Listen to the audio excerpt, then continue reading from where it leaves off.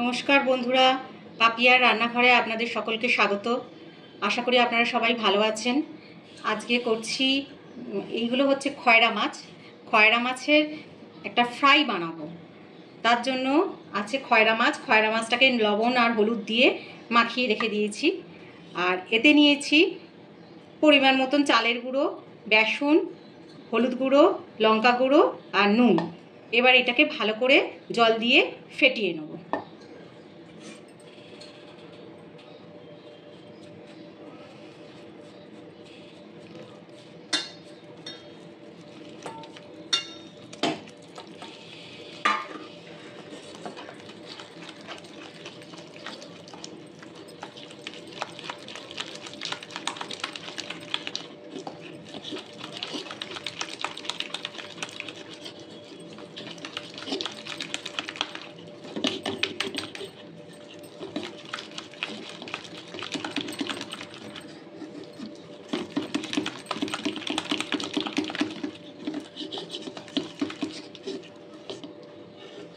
বেসনের থিকনেসটা, যে ব্যাটারটা করা হয়েছে তার থিকনেসটা ঠিক এই রকম হবে। খুব পাতলাও হবে না, আবার খুব ঘনও হবে না, মিডিয়াম টাইপের একটা হবে।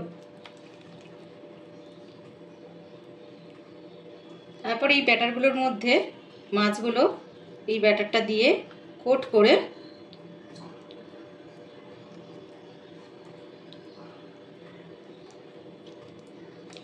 এইভাবে কোট করে কড়াই দিয়েছি সাদা তেল। মাছগুলো ফ্রাই করার জন্য কড়াই দিয়েছি সাদা তেল। তেলটা গরম হয়ে গেছে, এবার এগুলোকে ভেজে নেব।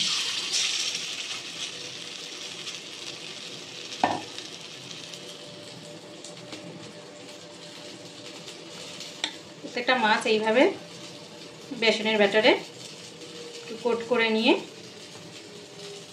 ভেজে নেব।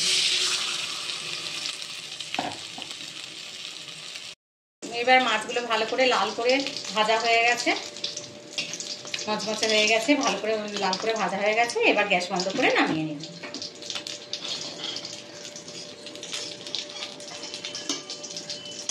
এবার মাছের ফ্রাইগুলো প্লেটে সার্ভ করে নিয়ে একটু পেঁয়াজ, একটু লেবু দিয়ে আজকে মাছের ফ্রাই রেডি।